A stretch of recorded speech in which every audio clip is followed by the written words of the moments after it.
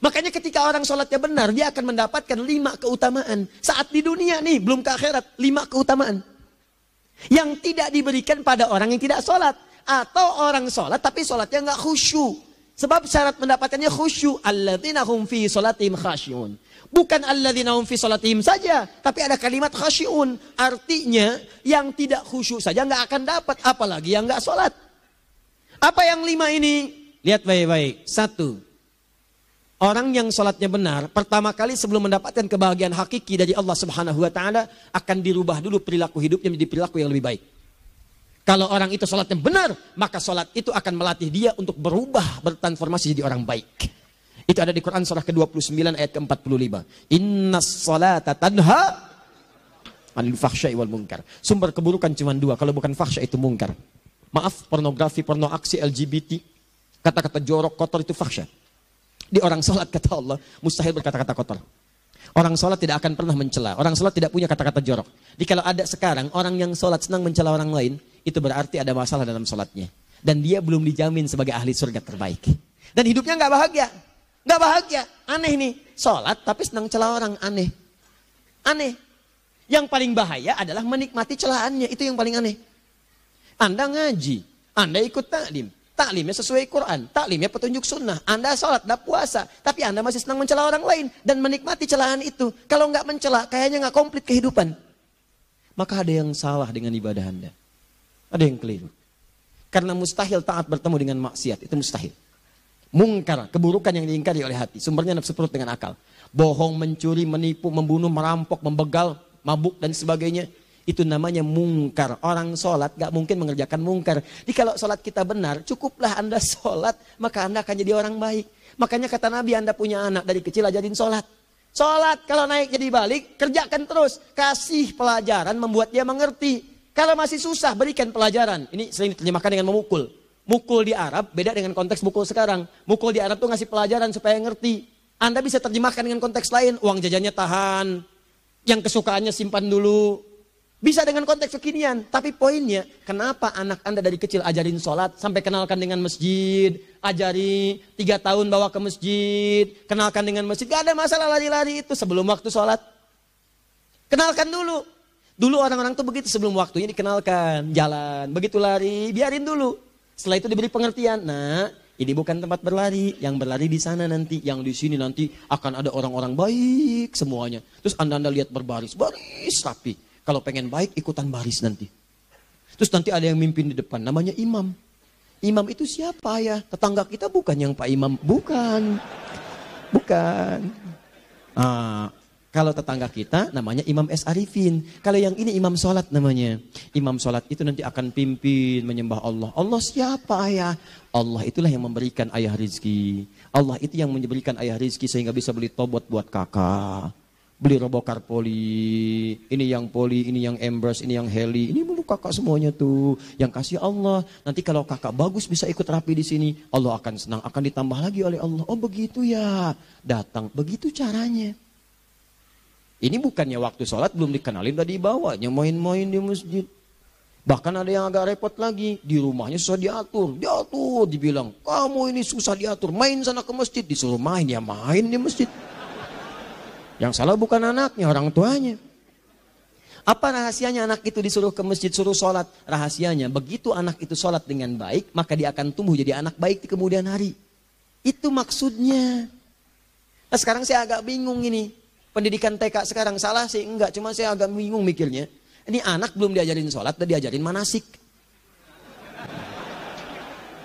Itu bagaimana cara berpikirnya Ferguson?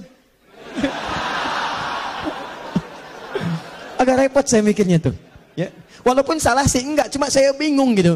Kenapa enggak dikerjakan tahap yang pertama dulu? Tangga itu kan berurutan. Enggak bisa Anda lompat langsung ke 5. Kan 1, 2 belum terlewati. Jelas ya? Ini gambarannya. Sholat nih. 1 pasti baik. Jadi kalau sekarang sholat, lisan belum baik, mata belum baik, sampai ke kaki, berarti ada yang salah sholatnya tuh. Ada yang enggak tepat. Tangan sembarangan, snack orang ngambil. Awas. Tuh sendal orang, mau wudhu nggak ada sendal pakai sendal orang. Udah bilang belum? Kehujanan pakai payung orang. Udah bilang belum? Ya kan gampang Ustaz, ini kan juga mungkin diikhlaskan karena Allah. Ya ikhlas, cuman pakainya belum minjam. Bagaimana kalau sedang pegang payung itu keluar, Anda meninggal? Nah, coba mikirin ke situ. Coba ke kantor, kalau didorong proyek yang gak jelas, minta tanda tangan, pikirin dulu bagaimana kalau meninggal. Kemarin saya sama teman-teman artis saya katakan begini, Anda ya, kalau Anda mengaji dengan saya, jangan pernah menerima peran maksiat. Walaupun itu sekedar adegan, tapi itu maksiat. Kalau bayangkan ketika Anda memerankan itu, Anda diwafatkan oleh Allah Subhanahu Wa Taala. Maka demi Allah saya katakan tidak ada faedahnya Anda ngaji sekarang, ngaji besok. Ketika Anda menerima peran itu, Anda wafat dalam keadaan bermaksiat di hadapan Allah Subhanahu Wa Taala. Maka saya pun katakan pada Anda, ayo belajar yang betul. Pahami, bangun sholat, belajar, dalami seperti orang tua kita dulu. Tinggalkan nyontek, budaya yang gak jelas. Rasakan ketika nyontek Anda wafat. Apa yang Anda dapatkan? Di Libya itu, kalau nyontek, di Libya ya, ini saya pernah sekolah di Libya nih. Itu kalau nyontek, dibiarin aja dulu. Dan rekornya 100% ketahuan. Begitu sudah selesai, cuma jeda 2 jam, langsung ada panggilan. Si Fulan silahkan datang ke kantor. Apa yang disediakan di kantor sudah siap. Anda diberi waktu 2 jam dari sekarang, siapkan beres-beres koper Anda, di sini tertulis Anda akan pulang. Tiketnya sudah lengkap, dikawal 2 orang, dituliskan di situ anak ini nyontek gak boleh kembali ke sini. Libya. Gak ada zero tolerance bagi yang seperti itu, keluar. Kami gak terima di sini. Harusnya begitu. Gak ada faedahnya, yang kita butuhkan amalan dari ilmu bukan nilai-nilai itu sementara, gak ada. Sudah. Nah ini akhirnya begini kualitasnya nih. Tertulis di ijazahnya bagus, cum laude, IPK-nya 4, tapi nggak ada aplikasinya. Yang pintar banyak, kita butuh yang baik, pintar yang baik. Sekarang yang pintar banyak, kepintarannya dipakai untuk nipu orang. Itu yang bahaya. Ahli hukum banyak yang dihukum. Ahli ekonomi tidak bisa mengangkat perekonomian. Apa yang salah? Apa yang salah? Ini yang jadi persoalan. Tapi dasar manusia, begitu di sidang mulai pakai peci, pakai baju koko, pakai tasbih, ada yang pakai kerudung. Luar biasa. Nih, 2. Orang kalau sholatnya benar, Allah akan berikan ketenangan dalam jiwanya. Tenang hatinya. Jangankan musibah kecil, musibah paling besar pun tenang aja dia. Tenang, dia paham rumusnya. Allahu Akbar. Turun Quran. Surah ke-13 ayat ke-28. Ala bidzikrillahi tatmainnul. Yakinkan pada dirimu zikir kepada Allah membuat hati tenang. Di antara turunan zikir amalannya adalah sholat. Dari mana taunya Quran surah ke-20 ayat ke-14. Innani anallahu la ilaha illa ana fa'budni wa aqimis salata li dzikri. Saya Allah, kata Allah ke Nabi Musa. Tidak ada Tuhan selain saya, sembah saya. Bagaimana menyembahmu ya Allah? Tunaikan sholat sebagai zikir kepada saya. Zikir. Nah, maka kalau Anda sedang tidak tenang, ayo ke masjid. Banyak zikir itu, baca Quran zikir. Quran surah 15 ayat 9. Inna nahnu nazzalna dzikra. Kami turunkan Al-Quran sebagai zikir. Jadi kalau Anda sedang baca Al-Quran, Anda sedang berzikir. Ibu kalau sedang gak tenang bu, gelisah, gak enak, gak usah mengeluh, apalagi bikin status gak karuan. Ibu wudu, ambil mushaf baca. Begitu sedang baca ada ketenangan dalam jiwa. Berdoa, zikir. Kalau sedang gak tenang besok ada proyek, doa dulu. Doa itu memberikan ketenangan. Makanya doa disebut dengan zikir. Quran surah ke-7 ayat 205. Wadhkur rabbaka fi nafsika tadarruan wa khifatan wa dunal jahri minal qaul. Ayo berzikir, minta kepada Allah dengan segenap jiwamu, mohon dengan penuh ketawaduan. Nanti ketenangan diberikan. Menghafal Quran, baca itu zikir. Quran surah ke-54 ayat 17, 22, 32, 40. Walaqad yassarnal Qur'ana lidzikri fahal mim muddakir. Menyebut nama Allah, Asmaul Husna itu zikir. Sedang ada persoalan, ya Allah, ya Allah, ya Allah, ya Rahman, ya Rahim, ya Malik, ya Qudus, ya Allah, ya Allah, ya Allah, ya Allah. Zikir. Dalilnya Quran surah kedua ayat 152. Fadhkuruni azkurkum. Sebut namaku, zikir. Apapun akan mengingatmu. Gimana menyebutnya? Ditafsir di Quran surah 17. Ayat keberapa? 110. Qulid Allah, awid Rahman, ayyamma tad'u falahul asma'ul husna. Sebut nama Allah. Itu menentramkan pada jiwa. Sedangkan sholat gabungan dari semua zikir tadi. Bukankah dalam sholat Anda baca Al-Quran? Bukankah dalam sholat Anda menghafal Al-Quran? Bukankah dalam sholat Anda berdoa? Bukankah dalam sholat Anda istighfar? Anda mohon digabungkan semua itu. Amalan sholat menggabungkan semua jenis zikir. Masa Anda nggak tenang juga? Makanya sholat itu, jangankan sholat ya, tempat sholat itu yang menenangkan. Tempat sholat, tempat paling tenang di muka bumi. Kalau nggak percaya silahkan. Ya, Anda sebelum masuk ke istiqomah ini, begitu Anda masuk kan perasaannya beda kan? Lain. Silahkan cek kalau cari ketenangan datang ke masjid. Masuk, wudhu masuk, sholat 2 rakaat, tenang. Dekat kipas angin, saking tenangnya, plek, ngantuk tidur. Beneran. Enak. Makanya saat Ramadan kalau orang pengen cari ketenangan, lihat. Di perusahaan-perusahaan penuh tuh musola, pada tidur. Ya, mengamalkan hadis palsu. Ya, dia musoim ibadah, tidurnya orang puasa ibadah. Hadis palsu. Nah, itu teman-teman. Itu gambarannya tiga. Orang yang salatnya khusyuk benar, itu dijamin langsung oleh Allah Subhanahu wa taala akan dimudahkan semua urusan hidupnya termasuk rezekinya. Ini yang saya katakan. Jadi saya katakan tadi, di akhirat ini, di surga, rezeki tinggal ngambil. Anda kalau benar sholatnya, itu langsung dijanjikan oleh Allah. Rezeki itu nggak perlu Anda banyak pikirkan. Ikhtiar sedikit, datang. Bahkan dari sisi yang tidak Anda duga. Apa dalilnya? Quran surah ke-65 ayat 2 dan 3. Ditafsir di Al-Baqarah ayat 2 dan 3. Wa may yattaqillaha yaj'al lahu makhraja. Ada orang yang meningkatkan takwanya kepada Allah, kami mudahkan urusan hidupnya. Setiap persoalannya diberikan jalan keluar, mudah. Solusi. Setiap ada problematika, ada solusi. Wa yarzuqhu min haitsu la yahtasib. Dan kalau dia ingin mendapatkan rezeki, bahkan kami kirimkan dari sisi yang tidak dia duga. Orang lain capek ini datang lagi, tawaran proyek datang lagi. Utsman tuh Masya Allah, kayanya banyak. Tapi yang paling dirindukan bukan saat mendapatkan peningkatan omsetnya. Yaitu saat dia mendapatkan waktu khusus dengan Allah untuk sholat. Malam hari sampai-sampainya sempat sholat tahajud sampai khatam Al-Quran. Abdurrahman bin Auf demikian, Tamim Ad-Dari demikian. Sholat karena tahu sholat itu meningkatkan rizki. Karena tahu kuncinya ada di situ, Allah yang punya rizki. Disebut dengan Razak, pemilik rizki. Maka saya harus punya hubungan dekat dengan Allah. Kalau sudah punya hubungan dekat, mau apa aja gampang. Belum minta, udah diperhatikan. Silahkan cek, Anda punya hubungan baik dengan bos Anda di kantor. Ya, sebelum Anda minta, beliau udah pikirin tuh. Telepon bendahara. Dia udah ngambil belum gajinya? Belum Pak, tambahkan bonus sekian. Kenapa? Karena dia mengawasi Anda. Allah maha tahu dibandingkan dengan bos Anda. Mendekat kepada Allah semua diperhatikan oleh Allah.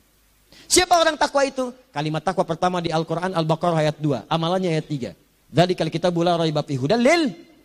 Siapa muttaqin itu ayat 3-nya? Alladzina yu'minuna bil ghaib wa yuqimunas shalah. Nih. Gampang. Kalau pengen mudah hidupnya gampang. Biaya nggak mahal, tenaga nggak banyak, tingkatkan takwa. Nih, jadi kalau hidup Anda masih susah, di kantor champion, di rumah tangga bermasalah terus, atau sebaliknya, maka boleh jadi kalau gelar Anda tinggi, harta Anda banyak, tapi selalu punya masalah, bukan Anda kurang hebat, bukan Anda kurang kedudukan, bukan Anda kurang kaya, Anda kurang takwa. Dan yang paling dahsyat, mungkin sholat Anda belum berkualitas. 4. Orang yang sholatnya benar, khusyuk dia, bahkan saat sholat itu kalau dia minta, maka seketika doanya akan dikabulkan. Tanpa diskusi, langsung. Seketika. Contoh, Quran surah ketiga. Ayat 38-39. Demi Allah saya katakan, Nabi Zakaria punya masalahnya pelik. Sudah berumah tangga, istrinya divonis monofos, maaf bahkan mandul. Gak mungkin punya keturunan. Maka apa yang beliau kerjakan? Secara singkat beliau sholat. Begitu sholat minta kepada Allah. Hunalika da'a Zakaria rabbah. Di mihrab itu beliau bermohon kepada Allah. Bermohonnya sambil sholat. Qala rabbi habli min ladunka dzurriyyatan thayyibah innaka sami'ud du'a. Ya Allah, mereka katakan saya nggak mungkin punya keturunan. Sekarang saya ingin katakan ya Allah, saya hanya minta darimu saja, saya nggak akan dengarkan mereka. Ya Allah mohon, Engkau maha mendengar ya Allah. Maha mendengar doa saya. Kalau kepada yang maha mendengar aja nggak mengabulkan, kepada siapa lagi saya mesti minta? Apa yang terjadi? Fanadatul malaikat wa huwa qa'imun yusalli fil mihrab. Turun malaikat mengabarkan sedangkan beliau masih sholat, belum selesai dalam sholatnya. Sholat khusyuk itu belum selesai sholat aja dikabulkan, doa sudah turun. Sholatnya belum selesai, doa sudah dikabulkan. Annallaha yubashshiruka bi Yahya. Allah kasih kabar gembira. Doa kamu didengar, dikabulkan. Kamu akan punya anak. Namanya langsung dari Allah Yahya. Artinya hidup yang mustahil menurut manusia. Lahir seorang dari rahim perempuan yang menopus dan mandul. Bayi yang hidup, kata Allah nggak ada yang mustahil bagiku. Jadi dia. Berita baiknya, Nabi Zakaria sholat dikabulkan. Umat Nabi Muhammad sebelum sholat sudah ditunggu oleh Allah. Mau minta apa? Aku kabulkan sekarang. Hadisnya qudsi.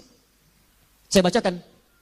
Hadatsana qala Rasulullah sallallahu alaihi wasallam qala Allah azza wa jalla qasamtu shalah baini wa baina abdi. Kata Allah, saya bagi dua ya, salat antara aku dengan hambaku. Wali abdi ma sa'ala. Kalau hambaku benar salatnya, aku berikan apapun yang dia minta sekarang.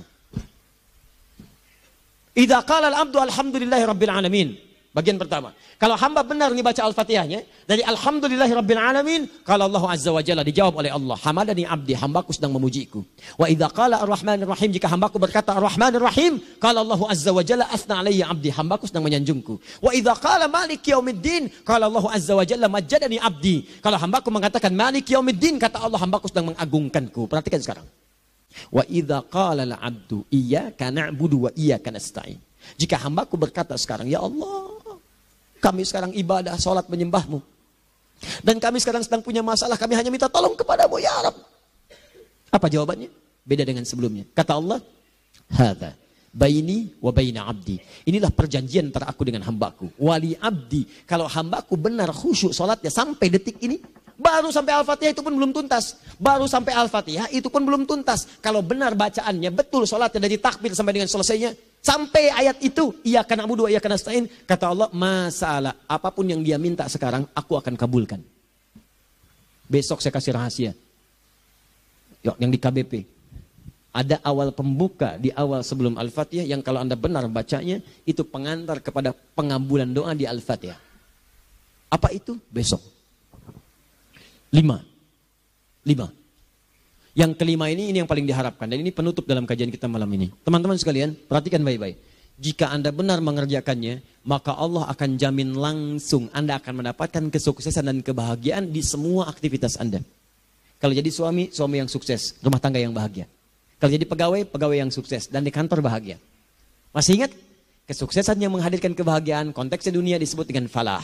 Dipegang disebut dengan aflah. Dikembalikan lagi ke atas. Ke surah ke-23 ayat 1 dan 2. Qad aflahal mu'minun. Apa amalannya? Alladzina hum fi salatihim khashi'un. Persoalannya, kalau Anda salat belum mendapatkan satu di antara 5 ini, apa masalahnya? Pertama masalahnya, kata Al-Quran, boleh jadi yang salat itu belum khusyuk. Apa itu khusyuk? 2 maknanya. Dan saya tutup di sini.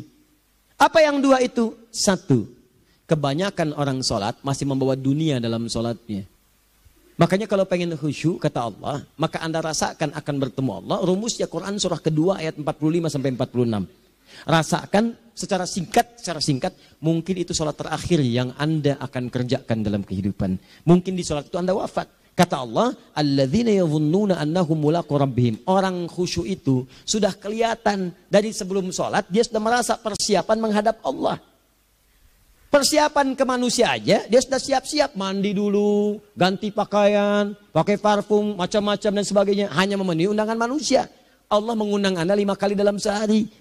Ya maaf, mengabulkan doa Anda, mencukupkan kebutuhan, menyembuhkan kalau sakit. Disiapkan Anda. Harusnya apa? Penampilan sempurna. Kata Quran, orang khusyuk itu kelihatan sebelum sholat. Pakaiannya kelihatan. Quran surah 7 ayat 31. Ya bani Adam khudhu zinatakum inda kulli masjid. Hai anak cucu Adam, kalau tiba panggilan dari masjid, kenakan pakaian terbaikmu. Di anak cucu Adam tuh kelihatan. Kalau orang khusyuk, begitu azan kelihatan pakaiannya lain. Pakaiannya indah. Khudhu zinatakum, kenakan pakaian terbaikmu. Dipakai, bertemu Allah. Bertemu manusia aja pakaian bagus-bagus. Ini aneh ya. Ada orang salah ibadah aja. Orang salah ibadah pakaiannya bagus-bagus. Lihat nih hari-hari tertentu, besok tuh. Orang mau ke tempat masing-masing tuh. Ada yang pakai jas, pakai dasi, pakai batik, pakai kebaya. Anaknya dibawa, dikuncir 2, bawa manisan, macam-macam. Mau salah ibadah aja, penampilan bagus. Masa antum yang benar ibadahnya nggak bagus? Bedakan. Pakaian futsal, pakaian sholat, ganti dengan yang sholat. Ini gimana pakaian sholat, pakai pakaian futsal. Depannya gambar Messi, belakang Ronaldo. Repot. Malaikatnya juga bilang, kamu salah baju, harusnya Luka Modric.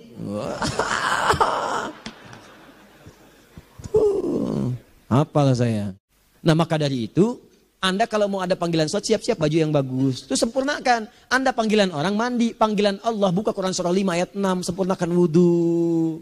Ya ayyuhalladzina amanu idza qumtum ila shalah faghsilu wujuhakum. Wudu yang baik. Berpakaian yang rapi. Kenapa? Karena boleh jadi saat dipanggil Anda wafat saat itu. Maka wafatlah Anda dalam keadaan yang suci, dengan keadaan tobat, dengan pakaian terindah pada saat itu. Yang kedua, maaf, orang-orang kurang khusyuk itu saya tutup. Yang kedua itu karena kebanyakan orang sholat tidak paham, tidak mengerti apa yang dibaca dan dilakukan dalam sholatnya. Jujur pada diri sendiri, jawab pada diri Anda. Sampai sekarang Anda sholat, berapa persen bacaan sholat yang Anda pahami? Jangan-jangan selama ini Anda sholat ribuan kali sujud, ribuan kali ruku. Gak ada yang paham yang dibaca. Sekian persen yang paham, bagaimana sholat Anda bisa khusyuk? Pekerjaan Anda dipahami, urusan akhirat Anda gak dipahami. Di mana cara berpikirnya? Aku yang bagaimana atau engkau yang harus bagaimana? Ya, coba berubah. Nah ini baru satu amalan, belum yang lainnya. Ada 5 amalan lagi. Yang kalau kita bisa turunkan itu, selain sholat yang khusyuk, maka jaminan tadi akan datang. Baru sholat khusyuk aja 5 datang. Apalagi ditambah dengan 5 amalan lainnya lagi. Demi Allah saya katakan, dunia kecil sekali, gak ada nilainya. Akhirat aja enak. Nikmat. Saya ketemu Ustaz Arifin beberapa waktu lalu. Dan kita doakan, semoga Allah berikan kesembuhan, kesehatan. Saya datang, biasa kita adabnya berdoa, duduk. Bang istirahat, bang butuh istirahat, umat udah nunggu. Dah, gak usah mikir yang lain. Karena beliau cerita masjid, cerita zikro, cerita mana lagi. Ya insya Allah. Nitipin ini, nitipin itu dan seterusnya. Dan yang paling indah adalah, bang kita saling panggil demikian. Nikmat. Gak ada yang senikmat ini. Zikir. Allah, doa. Nah bayangkan, sakit tapi masih nikmat gitu. Nikmat. Iya bang, saya paham. Istirahat dulu. Banyakkan nanti orang jengkuk. Saya pamit dulu ya. Supaya bisa istirahat, supaya tenang. Lama kita pegangan tangan. Ngobrol, saling mendoakan. Itu nikmat. Dan cara berpikirnya kalau sudah pakai iman, semua nikmat. Ada uang nikmat, gak ada uang nikmat. Sakit nikmat, karena cara berpikirnya lain. Nanti kita bertemu lagi, saya terangkan pada Anda. Dan saya contohkan satu kisah. Bahkan ketika ada orang yang diuji Allah dengan ujian yang sangat luar biasa. Yang menurut sementara orang itu ujian sangat luar biasa menggetarkan jiwanya dan susah untuk bertahan, tapi orang ini nikmat saja menjalaninya. Nikmat. Ada yang di rumah tangga, ada yang di macam-macam. Contohnya banyak. Satu contoh saya berikan di malam ini. Satu kali suami istri, wah luar biasa. Istrinya itu cerewetnya Pak, bukan cuma cerewet, ngeselin bagi suaminya. Maaf Bu ya, bukan ibu maksudnya. Jadi semua yang dikerjakan suami salah. Pengen mangga, ayah kalau kita sekarang dibeli mangga. Kenapa mangga yang ini? Saya pengennya mangga yang lain. Belikan mangga. Kenapa beli mangga aja? Jeruknya mana? Jeruk. Semua. Pokoknya semua yang kerjakan suami salah. Tapi suami tidak pernah mengeluh. Ini kerjakan, itu kerjakan. Satu kali, perhatikan cara memandangnya. Ketika iman sudah masuk ke dalam jiwa. Kata temannya, akhi, istri kamu ini begini, nyusahin kamu. Kenapa kamu gak cari yang lain? Kan gampang ada syariat. Udah pisahin aja cari yang lain. Kamu tenang ibadah. Apa jawabannya? Allah sudah turunkan surga ke saya lewat dia. Kenapa kamu meminta saya untuk menjauhinya dan meninggalkan surga saya? Di cara melihat dia, bukankah ketika ada berbagai keluhan saya sabar? Bukankah sabar mendekatkan saya ke surga? Allah kirimkan tipikal istri seperti ini supaya mendekatkan saya ke surga. Dengan itu kan saya banyak pahala. Saya sabar, pahala banyak. Sudah Allah berikan pahala kepada saya. Kamu malah nyuruh saya untuk berpisah dengan pahala itu. Perhatikan cara berpikirnya. Indah. Kalau rumah tangga seperti ini semuanya enak. Suaminya biasa-biasa, istrinya cantik, luar biasa. Begitu berdandan kelihatan kata suaminya, Masya Allah. Wajahnya tak berpaling, mata tak berkedip. Kata istrinya, ya zauji madhabik. Sayang kamu kenapa? Wallahi syakiran lillah bihadari. Demi Allah, aku bersyukur mendapatkan istri secantik kamu. Kata istrinya, nahnu fil jannah zauji. Kita berdua di surga. Kata suaminya, kok bisa begitu jawabanmu? Iya, kamu bersyukur dengan keadaanku, aku bersabar dengan keadaanmu. Catat. Bukankah orang syukur dan sabar di surga? Tuh lihat, canda-canda orang-orang soleh itu begitu. Nikmat ketawa, walaupun nyelekit di hati. Cuman bawaannya enak gitu. Nah, nanti itu ada tuh, nanti saya turunin tuh.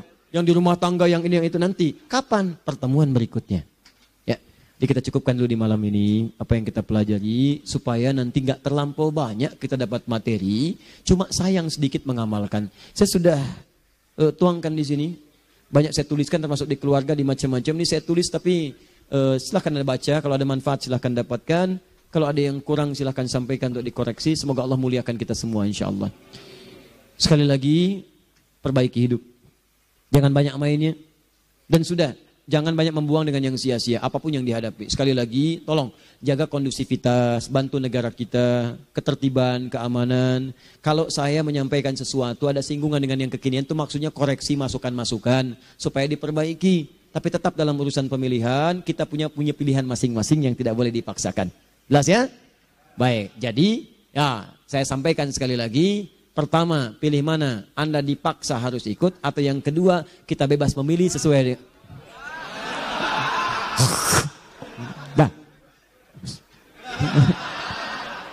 Sudah ya. Jadi kita akhiri, subhanakallahumma bihamdika asyhadu an la ilaha illa anta astaghfiruka wa atubu ilaik. Wa akhiru da'wan alhamdulillahirabbil alamin. Berjumpa besok sesi terakhir fikih ikhtilaf di Masjid Ar-Rahman Kota Baru Parahyangan. Assalamualaikum warahmatullahi wabarakatuh.